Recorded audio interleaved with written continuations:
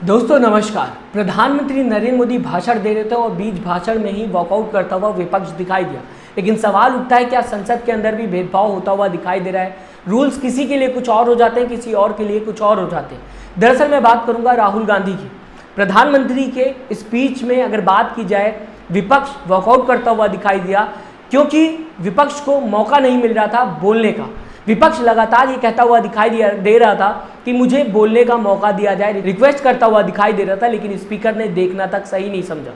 अब अगर बात की जाए राहुल गांधी की, राहुल गांधी का बयान अभी हाल ही में सामने आया था संसद के अंदर से, जहां पर राहुल गांधी बयान जब दे रहे थे उस वक्त प्रधानमंत्री नरेंद्र मोदी को 2 बार बोलने का मौका दिया गया। साथ ही साथ अमित शाह को भी मौका दिया गया 2 बार बोलने का, राजनाथ सिंह को भी 2 बार बोलने का मौका दिया गया, और साथ ही साथ कई और नेता भी सत्ता में जो बैठे हुए थे वो बोलते हुए दिखाई दिए। अब अगर आज की बात की जाए, प्रधानमंत्री नरेंद्र मोदी भाषण दे रहे थे, लगातार विपक्ष ये चिल्लाता हुआ नजर आ रहा था, ये रिक्वेस्ट करता हुआ नजर आ रहा था कि हमें भी बोलने का मौका दिया जाए, हमें भी अपनी बात रखने का मौका दिया जाए।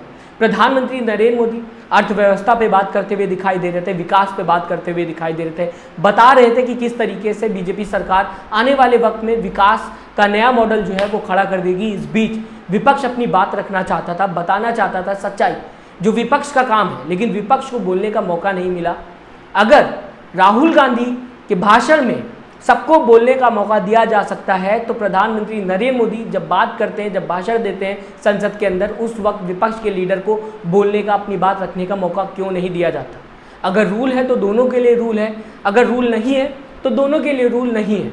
एक के लिए रूल बनाया गया और दूसरे के लिए रूल नहीं है, तो क्या उसे रूल माना जाएगा, या फिर ये कहा जाएगा कि वक्त वक्त के हिसाब से रूल बदलते हुए दिखाई देते हैं? आपको बताना चाहूँगा, विपक्ष की अगर बात की जाए वो क्या कहता हुआ दिखाई दिया, सुनाना चाहूँगा आपको विपक्ष की आवाज़, जब वो लगातार कह रहा था कि हमें भी अपॉर्चुनिटी दी जाए, हमें भी मौका दिया जाए। आपके सामने वीडियो। आने वाले सपनों को, संकल्पों को सिद्ध करने के लिए संघर्ष की वैश्विक परिस्थितियों के बाद से 3 नंबर की शांति से देश की जनता ने हमें जो जनादेश दिया है। सुना आपने दोस्तों, ये एक क्लिप थी। ऐसी कई बातें विपक्ष कहता हुआ, कई आवाज उठाता हुआ विपक्ष नजर आया, लेकिन स्पीकर ने विपक्ष की तरफ देखना भी सही नहीं समझा। मैं आपको सुनाना चाहूंगा, बताना चाहूंगा क्या कहता हुआ विपक्ष नजर आया। वी नीड टू स्पीक, मौका दीजिए। विपक्ष लगातार ये कह रहा था हमें भी मौका दीजिए अपनी बात रखने का। स्पीकर सर भी चिल्लाता हुआ विपक्ष नजर आया, और साथ ही साथ हर व्यक्ति को बोलने दो, ये भी कहता हुआ विपक्ष नजर आया। मल्लिकार्जुन खड़गे भी कहते हुए दिखाई दिए, प्लीज अलाउ अस सर, और साथ ही साथ मल्लिकार्जुन खड़गे ये भी कहते हुए दिखाई दिए हम अपनी बात रखेंगे। इसके बाद जब मौका नहीं दिया गया विपक्ष के लोगों को अपनी बात रखने का, झूठ बोलना बंद करो के नारे लगाता हुआ विपक्ष नजर आया, और साथ ही साथ एलओपी के नारे भी लगाता हुआ विपक्ष नजर आया, क्योंकि विपक्ष के इतने बार रिक्वेस्ट करने के बाद भी उसे एक मौका नहीं दिया गया अपनी बात रखने का। मल्लिकार्जुन खड़गे बोलते रहे, रिक्वेस्ट करते रहे, लेकिन स्पीकर ने देखना भी सही नहीं समझा। जीत हो और फसल बीमा का लाभ पहले की सारी मुसीबतें दूर करके, जबकि उनकी संख्या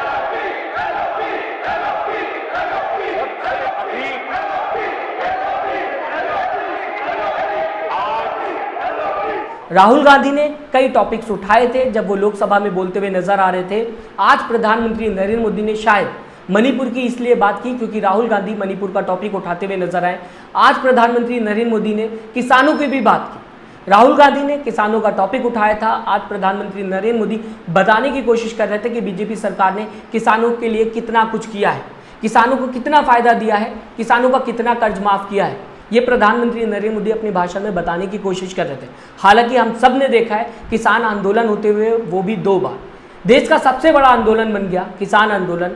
अगर सरकार इतना सब कुछ कर रही तो क्या किसानों को समझ में नहीं आ रहा? ये बात तो किसान और सरकार को ही पता होगी कि क्या बेहतर हो रहा है और क्या बेहतर नहीं हो रहा है। क्यों किसान आंदोलन होता हुआ दिखाई दिया, क्यों किसान सड़कों पर आते हुए दिखाई दिए, और 700 के आसपास किसानों ने अपनी जान दे दी किसान आंदोलन में।